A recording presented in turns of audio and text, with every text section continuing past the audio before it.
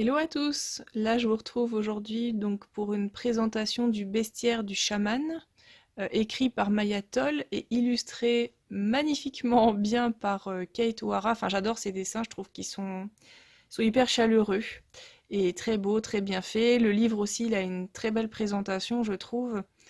Donc voilà, c'est des éditions Larousse. On retrouve en fait dans le livre, parce que c'est bien un livre et pas une boîte de jeux en fait, à la fin du livre, je vais vous montrer, c'est là que se situent les 36 cartes divinatoires. Donc représentant à chaque fois un animal bien précis, bien particulier. C'est des animaux en fait très précis qu'elle a pris, qu'on pense pas forcément pour tous à utiliser dans ce genre de jeu d'oracle, quoi.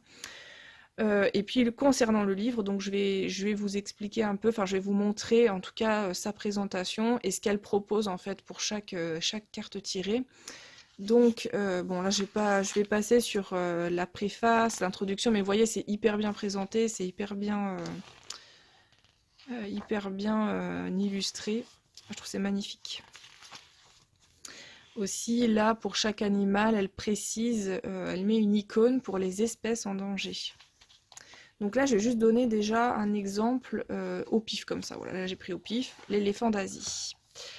Alors, voilà, vous voyez, c'est pas l'éléphant, c'est l'éléphant d'Asie plus particulièrement, mais il y a des animaux encore plus particuliers qu'on n'a pas l'habitude de voir, donc je vous montrerai après. Alors là, elle met d'abord un petit texte juste pour bien s'ancrer, je pense, dans l'énergie de l'animal qu'elle cherche à décrire, ou qu'elle cherche à nous faire ressentir, dont elle cherche à nous faire ressortir l'énergie. Honorer votre lignée, alors là on a un rituel. Donc là c'est toujours des exercices qu'elle nous propose. Enfin, pour chaque animal il y a un exercice de mise en situation où on se sert de l'énergie de l'animal en question pour notre évolution personnelle, pour notre développement personnel. Et à droite vous avez une réflexion. Donc là, pour l'éléphant, c'est perdre la maîtrise. En fait, le texte là nous dit pour l'éléphant d'accepter de ne pas avoir le contrôle de tout. On sait, en fait, l'éléphant d'Asie est conscient qu'il ne peut pas tout maîtriser. Il le sait et ça lui permet d'avoir un certain lâcher-prise. Donc voilà, donc il y a une partie rituelle, une partie réflexion. Donc voilà, là je ne vais pas présenter tous les animaux, mais bon voilà, à chaque fois c'est hyper bien présenté. Ah oui, et la carte qui est à gauche, donc là comme pour avant l'éléphant d'Asie, c'est le dessin de la carte en fait aussi.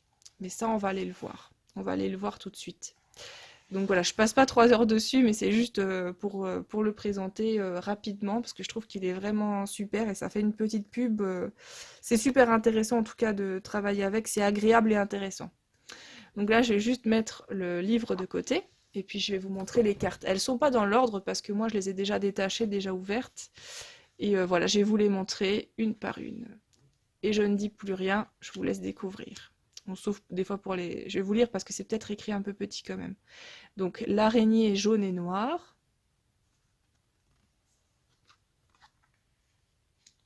La souris grise.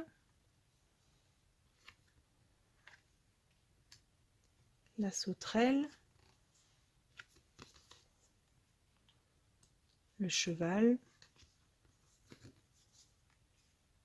L'abeille. Alors là, moi je pense à la libellule, mais vous voyez là par exemple, elle met agrillon porte-coupe. Je connaissais pas du tout ce terme-là. Et d'ailleurs, c'est un animal que j'ai pas encore lu, que je suis pas encore allée voir parce que le jeu je l'ai pas depuis longtemps, mais il y en a un autre que j'ai lu qui est intéressant que je vais vous expliquer. Le chat tigré, l'orque, le monarque. Là, c'est pareil, au lieu de papillon, elle met monarque. Le lombric, la loutre de rivière, l'ours noir. Vous voyez, là, de nouveau, c'est hyper précis, c'est pas l'ours, c'est l'ours noir en particulier. L'éléphant d'Asie, l'huître, donc là voilà, animal inhabituel qu'on n'a pas l'habitude de voir dans les oracles. D'ailleurs, j'ai même pas tilté sur le lombric. Bon, ça fait déjà plusieurs fois que j'ai des choses niveau chamanique sur le lombric, donc moi ça m'a pas choqué, mais le lombric qu'on a vu avant, le ver de terre, c'est aussi c'est pas un animal habituellement utilisé pour les oracles. parce que voilà, il fait pas très beau. Voilà, personne n'a forcément envie d'être un lombric, mais c'est intéressant quand même de voir, de lire le message qu'il peut apporter. Ensuite, la tortue verte. Ah oui, l'être humain. L'être humain, c'est la dernière carte en principe. C'est intéressant de voir le texte aussi. Bah, si vous voulez, je le lirai après celui-là. Parce que c'est important de se rappeler que l'être humain, voilà, il a ses capacités, comme un autre animal a ses capacités, et que voilà, il devrait faire peut-être preuve d'un peu plus d'humilité. Mais on va la lire aussi, la carte de l'être humain. Le saumon rouge, le cerf de Virginie qu'on a vu avant, la chouette chevêche d'Athéna, carrément d'Athéna, attention. Alors du coup, c'est peut-être pas... Oui, non, c'est bon, j'ai rien dit. C'est bien la chouette chevêche d'Athéna, sauf qu'elle a pas marqué chouette. Bon, c'est pas grave. Je tatillonne.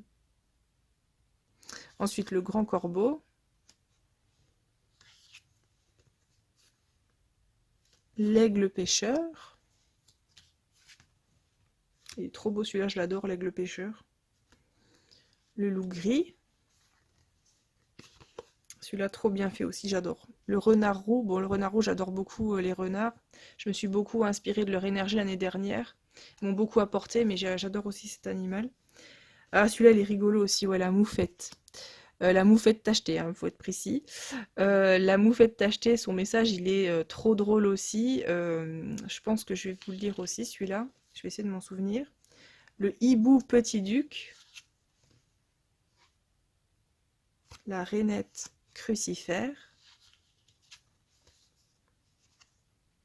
La 5 ou le 5 pantaligne, pardon. Pintaligne, parce qu'il y a 5 rayures. Vache et taureau. Serpent ratier noir. Le roselin familier, voilà, c'est celui-là que je voulais aussi surtout vous présenter. Vous voyez, là, c'est un animal très particulier et que moi, j'avais même jamais entendu. Et il a une histoire particulière, donc pareil, je vous la lirai tout à l'heure. Le cygne chanteur. Le grand pic. Le castor du Canada. La chouette effraie. Ah, ouais, non, c'est bon. La citelle, elle m'a eu. La tortue grecque. Voilà, voilà pour la présentation des cartes. Et là, si vous voulez, on peut encore essayer de faire un petit tirage. Donc, je vais d'abord faire un tirage et puis après, on va regarder plus précisément bah, l'être humain déjà que je voulais vous montrer. Et puis, bon, je pourrais finalement pas tout vous lire, mais voilà, on va déjà faire un tirage au hasard. Alors, quel est l'animal qui nous apportera de bonnes énergies pour 2022? Et ben voilà, l'éléphant d'Asie qu'on a lu avant. Ça, c'est vraiment drôle parce que c'est celui que j'ai ouvert avant en premier, là, quand je vous ai présenté le livre. Bon, bah c'est bien, c'est que c'est lui qui va nous apporter pas mal de choses positives pour cette année. Je regarde juste la page de nouveau 107 parce que pour le coup, je vais lire. Alors, l'éléphant d'Asie. Je peux pas tout lire, hein, mais je vais vous lire une partie. Alors, rituel. Le rituel, c'est honorer votre lignée.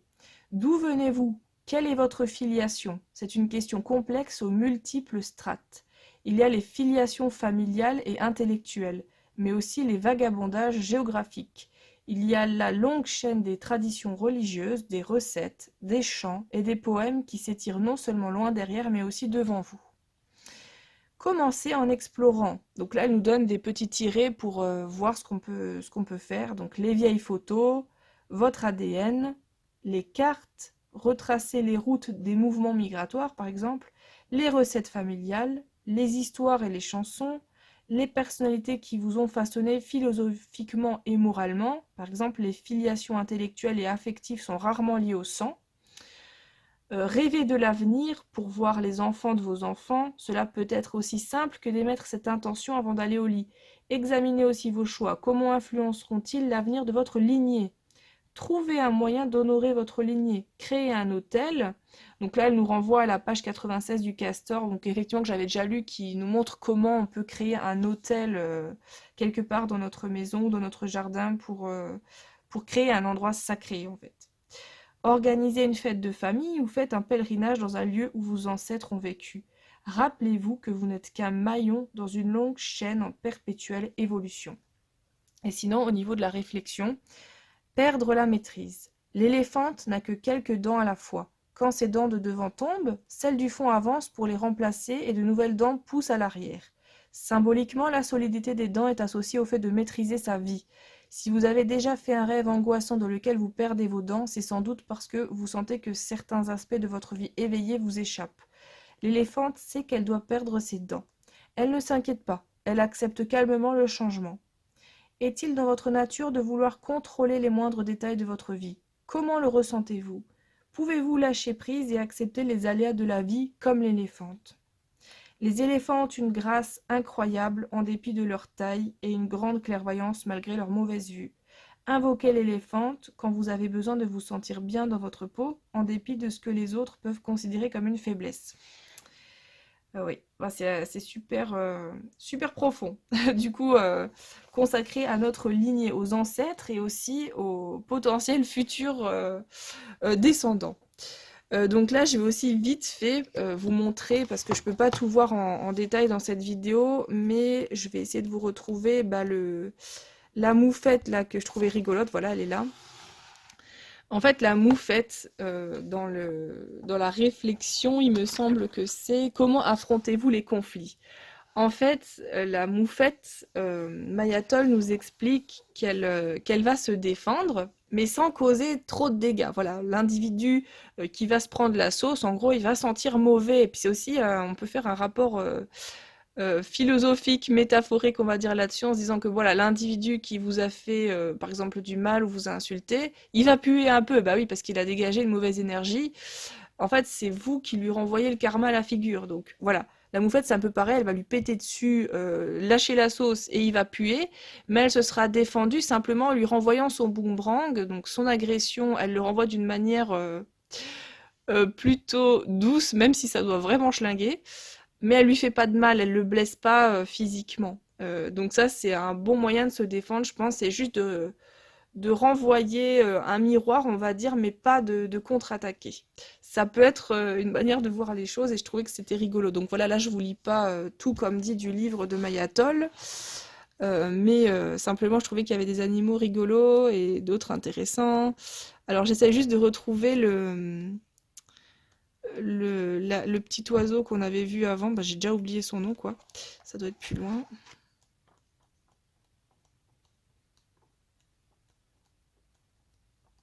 Alors, où est-ce qu'il est? Ah, le voilà. Le roselin, voilà, le roselin familier. J'ai du mal à retenir son nom. Alors, je sais plus où c'était. Voilà, c'est ça. Ça, c'était la petite histoire du début que je trouvais intéressante. Alors, le chant du roselin familier est si lumineux et si mélodieux que dans les années 40, un spéculateur essaya de vendre ce petit oiseau comme animal de compagnie en le baptisant roselin d'Hollywood, ce passereau étant originaire de la côte ouest. Sa tentative fit un flop, sans doute parce qu'une fois en cage, le roselin ne pouvait rivaliser avec le perroquet pour la beauté et l'aspect décoratif. Incapable de vendre son stock, le commerçant relâcha l'oiseau et ses amis à Long Island. De là, ils essaimèrent rapidement dans toutes les mangeoires à oiseaux des États-Unis. Si, comme le roselin, vous n'avez pas été jugé assez bien, rappelez-vous que c'est ce qui lui a permis d'échapper à sa cage dorée. Le roselin familier n'était peut-être pas assez bien, mais c'est toujours une star du chant. Et vous, avez-vous un point fort, un chant, le connaissez-vous? Donc voilà, après on va plus loin dans les explications sur les pages suivantes, mais je trouvais que c'était un beau message. Voilà, comme dit, j'ai pas lu encore tous les textes du livre, mais celui-là, il m'a vraiment marqué, ainsi que celui de la moufette, c'est pour ça que je vous les ai lus. Petite coupure au montage, je suis désolée. En fait, j'avais terminé la vidéo en oubliant, figurez-vous, de parler de l'être humain. Vous voyez comme quoi ça va. Moi, je suis pas trop, j'ai pas trop le melon en tant qu'être humain parce que j'ai oublié de parler de ma propre espèce. Donc, comme quoi. Alors là, je vais juste lire au niveau de la réflexion que je trouvais intéressante. Qu'est-ce qui fait de nous des êtres humains? Au fil des siècles, beaucoup de grands penseurs ont cherché ce qui définit un humain. Est-ce sa capacité à utiliser des outils? Est-ce le langage?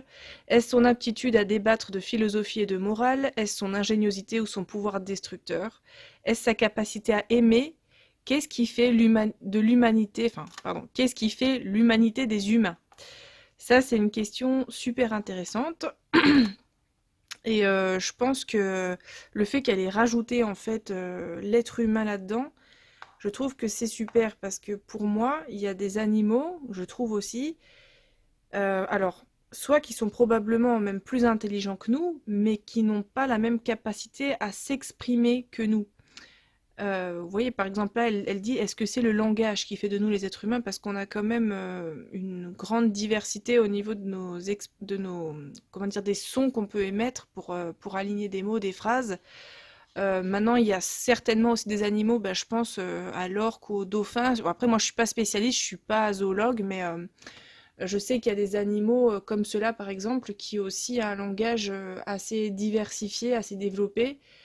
Simplement, ils n'ont pas la même manière que nous de s'exprimer, de parler, mais on n'en sait rien en fait. Est-ce qu'ils sont plus intelligents que nous? Et puis d'ailleurs, c'est quoi l'intelligence? Parce que souvent on dit que les êtres humains, enfin que l'être humain est le plus intelligent des animaux, mais moi je ne pense pas forcément.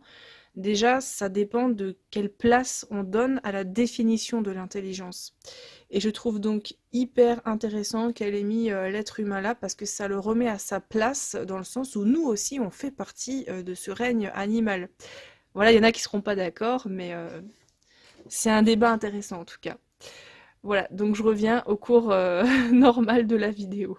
Donc du coup, si jamais vous souhaitez acquérir ce bestiaire, ce sera pas de l'argent jeté par les fenêtres parce que je trouve qu'il est super en plus d'avoir une petite touche d'humour par moment. Il y a la souris grise aussi qui est un petit peu drôle dans sa manière d'expliquer au niveau de sa réflexion. Bon, je vous en dis pas plus, mais bon voilà, ça vous met déjà l'eau à la bouche, je pense. Donc voilà, moi je l'ai eu récemment et j'en suis déjà très contente. Voilà, bah écoutez, j'espère que ça vous aura plu et puis je vous souhaite une très agréable journée à tous. Ciao ciao!